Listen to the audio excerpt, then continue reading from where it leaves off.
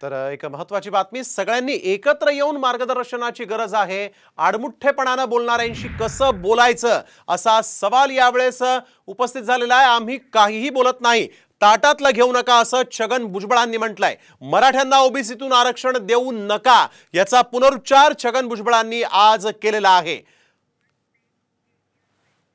ज्याला आरक्षण कोणासाठी, कशासाठी, कशा प्रकारे हे ज्यांना समजतं त्याच्यावर बोलायला बसायला काहीच हरकत नाही। पण एखादा मनुष्य आडमुठेपणानं जर काही मागत असेल, अगोदर एक मग दोन मग हे मग ते आणि आता हेच पाहिजे, कशी काय चर्चा करणार।